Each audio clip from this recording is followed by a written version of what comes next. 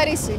Εδώ και 3 μήνες αγωνιζόμαστε ενάντια σε μια μεταρρύθμιση που απειλεί τις δουλειές μας, τους μισθούς μας, τις συνθήκες εργασίας μας και τη δυνατότητα να μας υπερασπίζονται τα συνδικάτα.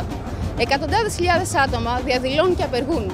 Η νεολαία κινητοποιείται μαζικά και καταλαμβάνει τις πλατείες των μεγάλων πόλεων με το κίνημα Όρθια Νύχτα.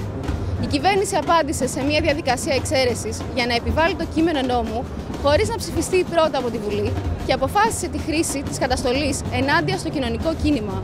Οι τραυματίες και οι συλλήψεις είναι εκατοντάδες. Το Εργατικό Συνδικάτο ΣΕΖΕΤΕ κατήγγειλε στα Ηνωμένα Έθνη την καταστολή που υφίστανται τα συνδικάτα σε μια χώρα μάλιστα που θέλει να ονομάζεται χώρα των ανθρωπίνων δικαιωμάτων.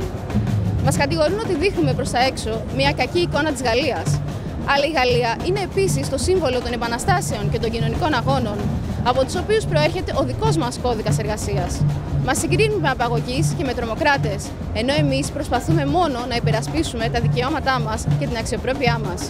Έρχεται η δική μας σειρά και η σειρά των Βέλγων να υποστούμε τις ίδιες επιθέσεις που υφίστανται οι λαοί του Νότου και να μας επιβληθούν τα ίδια μέτρα από την Ευρωπαϊκή Ένωση και τους διεθνείς οργανισμούς. Παντού οι λαοί ξεσηκώνονται ενάντια στον καπιταλισμό. Παντού είμαστε αποφασισμένοι να αντισταθούμε. Χιλιάδες άνθρωποι θα έρθουν στη Γαλλία για το ποδόσφαιρο. Τους καλωσορίζουμε. Μακάρι αυτή η μεγάλη λαϊκή γιορτή να γίνει επίσης γιορτή της αλληλεγγύης. Τα πολυάριθμα μηνύματα στήριξης που μας έρχονται από το εξωτερικό μας συγκινούν. Ο αγώνας μας είναι ο δικός σας αγώνας. Non à la loi du travail. Όχι στο νόμο εργασίας. Ζήτω ο αγώνας των εργατών και των εργατριών. No to the Work Act, no aux lois du travail. No alla riforma del lavoro. No à la loi travail. No à la loi travail. No à la ley du travail.